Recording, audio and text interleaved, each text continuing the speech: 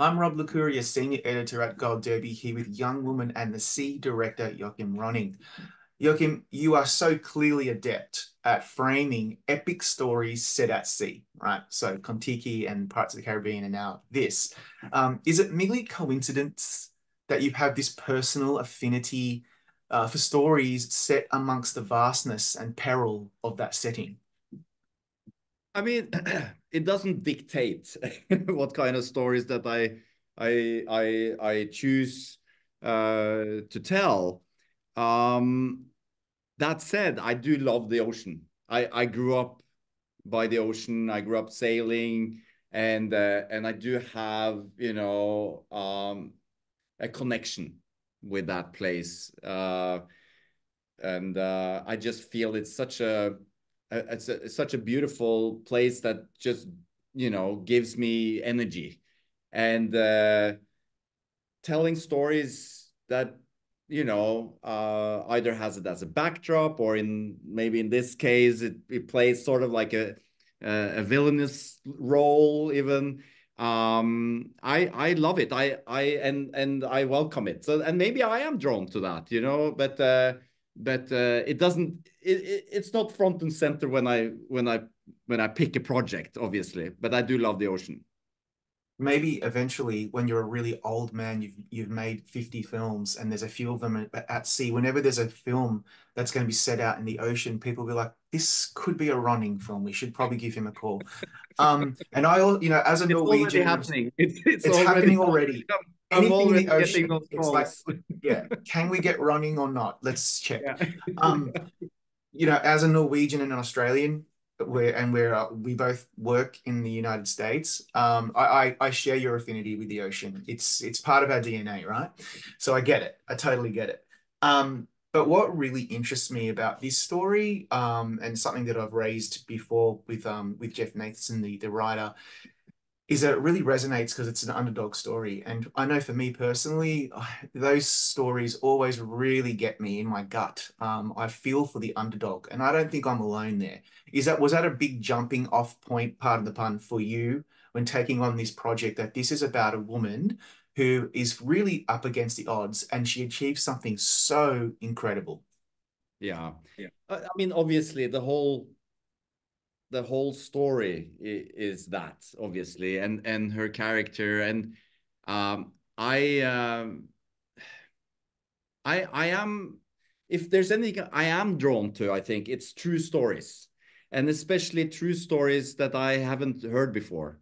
So when I heard this story about Trudy Ederle, uh, I was baffled that I hadn't heard it before, because it was Yes. such a worldwide event when it happened, 100 years ago, and then she's been forgotten in time. And Yeah. I'm so thrilled that we have been giving this opportunity to retell her story for the world. And also, I just want to add here that I have teenage daughters of my own, and I am always looking for stories, for them. And I think Jeff Nathanson also has a similar story to how he found the story about Trudy, and he was the one that the whole project originated with him, obviously.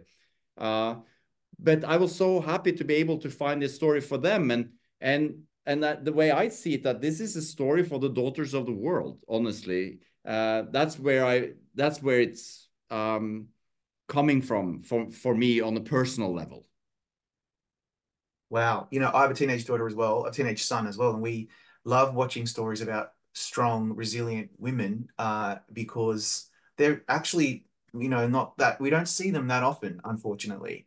It's so refreshing to see that. So I totally understand where you're coming from. It's interesting that you and Jeff, the writer, based on a novel by Glenn Stout, three men who've crafted this beautiful story about and about a woman's journey, even though you're all coming from a male perspective. Was that ever a discussion that you all had when you were making the film? Yeah, it was. I mean, we're three grown-up men making this story. For me, it's always about the story. It doesn't matter gender or anything. Obviously, it's just about the characters and the story. But yeah, I was very aware of that. Like, how can I, in some way,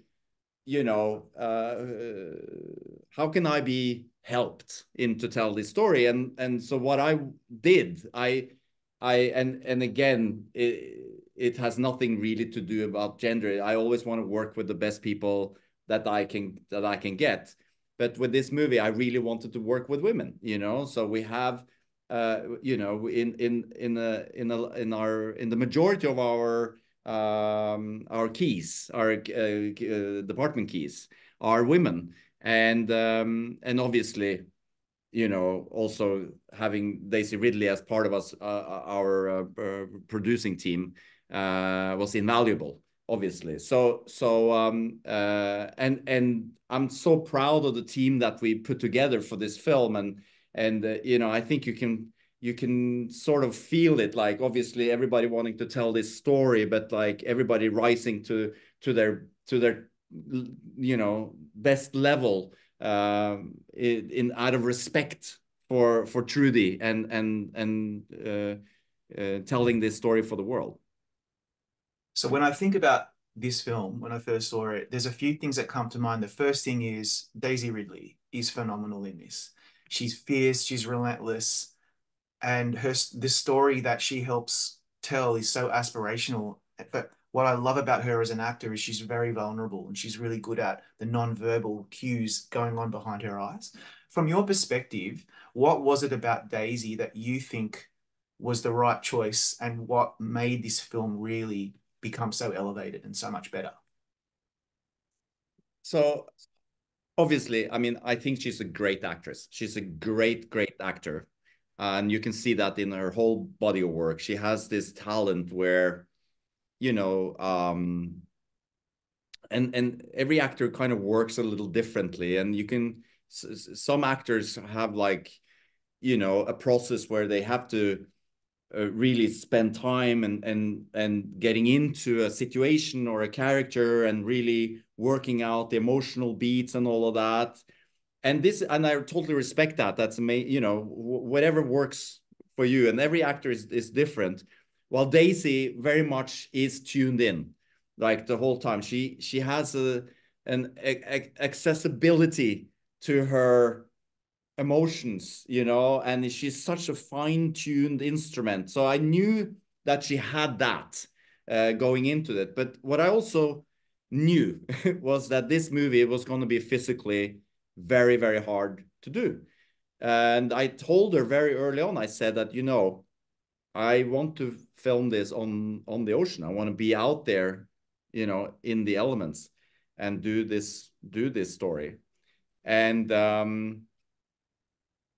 I feel that obviously she said yes, let's do that. And later I learned that she actually has a fear of of the ocean, and she overcame it, and she trained for half a year, open water swimming, and also the kind of swimming they did at the time is different from the swimming they did now, and try to make it all feel real. But I feel like very few people, and men or women, could do what she ended up doing physically in this movie, while being in the ocean, in the currents, like 60, 61 degrees, day in, day out, and acting. So you I have, know. yeah, and delivering lines and being emotional and like all getting that across. But what I think it did at the end of the day for us was that it's in some way it informed her about this character also, and it informed me, it informed all of us. So obviously I'm on the boat in the thick jacket, so I'm not in there with her, but in some way we're not out there risking our lives for our beliefs like Trudy did, obviously, back in the day. But we are out there and we are doing it real for real, as they say. And somehow it informed us, I feel, about her journey. Is that why you were very adamant that you wanted to film this out on the open sea? You went to the Black Sea, you filmed this in Bulgaria. Um, you could have phoned this in and done it in a tank, in a studio, and it would have been great. But you wanted to go for that authenticity. To me, it feels like this could have been a real rod for your back. This could have made your life so much more difficult. So why ultimately did you want to do it that way? Um, Hubris? No, I don't know. It's like No. it's many reasons for it. You know, I think like you say, I think that somehow the audience can feel the difference, you know. And there's great VFX, and it's not like we don't have VFX in the film. I mean, No, we of did course. enhance things, you know, but The jellyfish, yeah. yeah, jellyfish exactly. But I feel the audience can feel it in a way that this is done, in lack of a better term, old school. This is old school filmmaking where we are out there for weeks and weeks and getting, you know, the shots in camera and trying to tell the story, and whatever happens out there. Um, so I think like if I had done it in a tank, and we did some in the tank, we did night shoots. We're not allowed to be out there at night. So Yeah. night stuff is in the tank. Yeah, it's too dangerous to be out in the in the pitch because it gets dark. Um, Yeah. I just feel I know that it would have felt differently. You know, I just know it, and obviously it is hard. You know, we're out there, we're constantly moving around, we have about a dozen boats, safety divers, there's propellers going, you know, feet from Daisy, and that was always my biggest concern, was like the propellers and stuff around her. And we're exposed to the elements and the weather and the wind, and suddenly she's dragged away by currents, and the temperature in the water is cold. But then at the end of the day, you know, when you zoom back to land, and you have the setting sun and the salt in your face, and you just feel like, oh my God, like what we did today. And we captured it on film, and or not on real film in this movie, unfortunately, but like we have it on camera, and it's just like it's such a great sense of accomplishment, you know. It's like real, I don't know, old school movie Yeah. making. It makes you feel different. I'm just saying. I totally agree. You know, we often hear about the good old days of modern filmmaking, the golden age, and I'm really encouraged that critics have really responded to the film and have said on many occasions that there's a sense of nostalgia when we're watching this film because it's satisfying, it's a tearjerker, and it does evoke a kind of golden age of filmmaking because it feels so real and tactile and true. And I don't want to sound hyperbolic, but that was something I really took away from the film. It made me feel really good. And I just wonder, how does that feel for you? You're in this pressure cooker of making a film as best you can, and then it comes out, and then it's responded to in such a positive way. Yeah, I mean, obviously, it's everything you dream about when you are making any movie, any big endeavor, you know, that turns out. And I get emails and DMs and texts from people all over the world that has seen the film, and I never gotten that before in that kind of on that kind of level. And so it's, in a way, it's like all the hard work that you put into it uh, uh, is is is paid off in that way.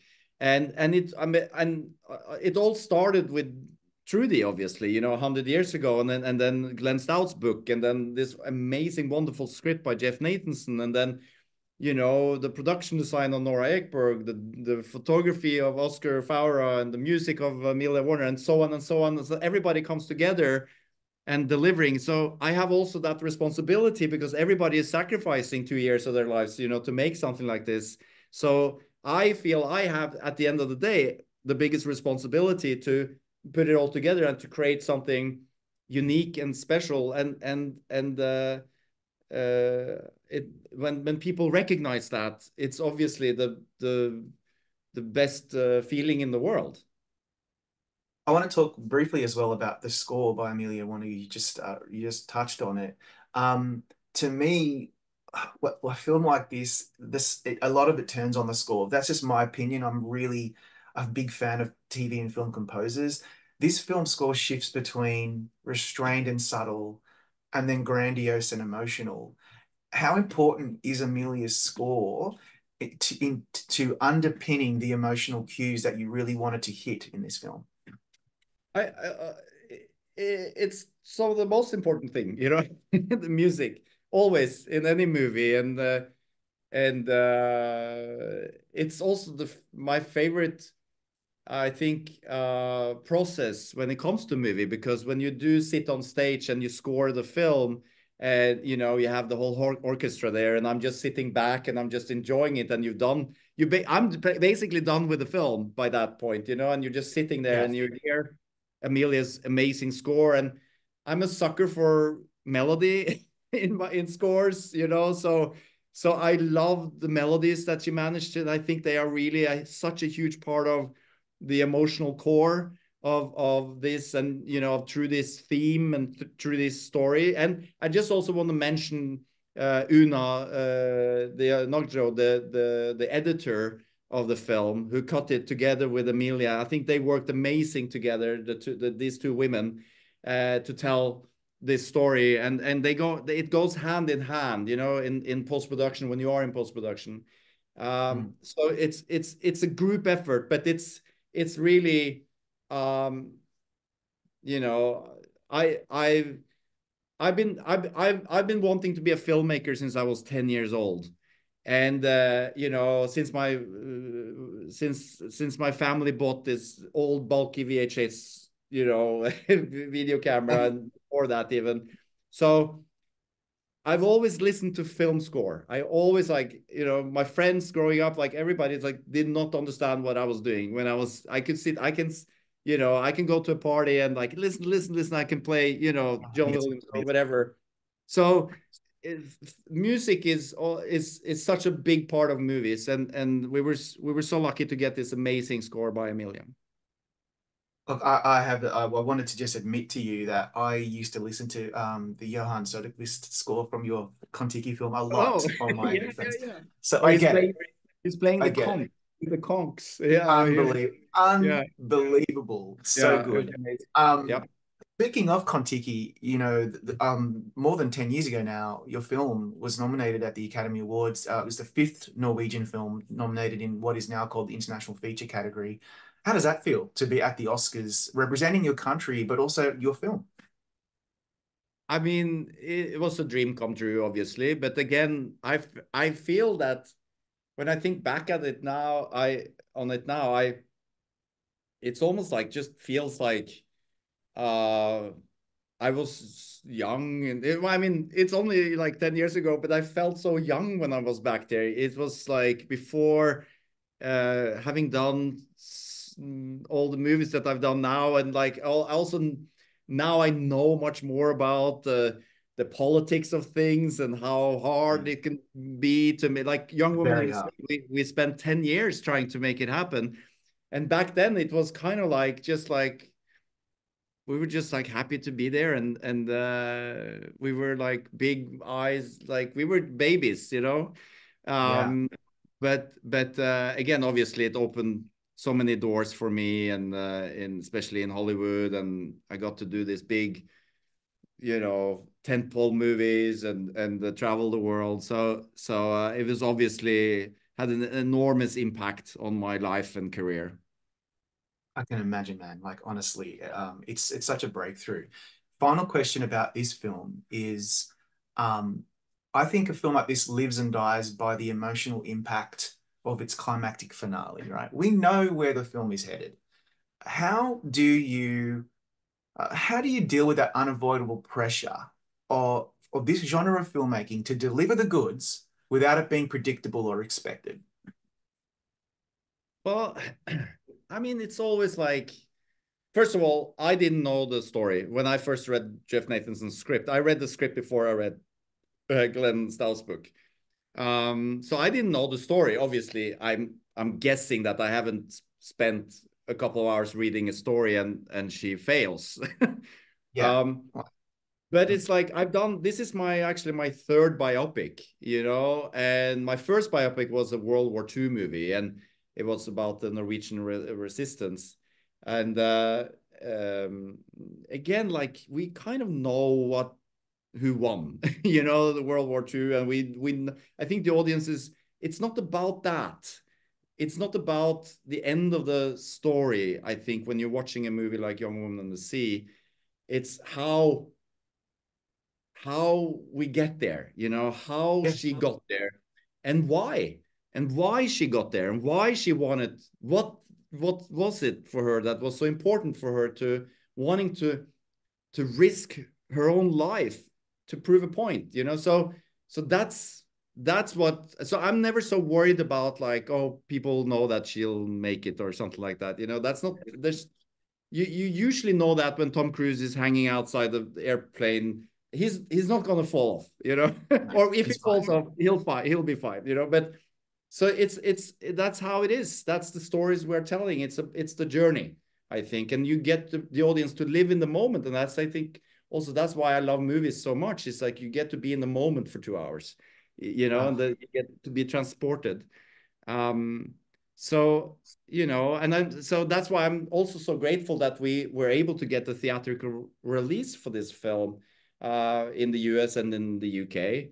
Um, because you know, I really believe that that's where a story like this should be experienced, together with other people, feeling the film, like feeling the physicalities of it. Um, and not to be like, not to be pretentious or anything like that, but that's also how I mean, I love watching streaming movies. I do it almost every day at home. But for me, I think for me, my art form is cinema somehow. That's what I grew up with. That's why I'm a filmmaker. And that's why we were so thrilled when Disney gave us that opportunity to show it in the theaters. yeah. Look, I love watching films in the comfort of my home, but there's nothing quite like being in a cinema when the lights go down and you have the popcorn and you're ready. It's It's another special. experience. It's a Yeah, special it's experience. a completely different experience. And Yeah. it's two different ways of watching this art form, so. Yeah. Yeah. More. I want more of it. Joachim, thank you so much for your time today. Congratulations on a really beautiful film. Yeah, no, thank you so much. Thank you.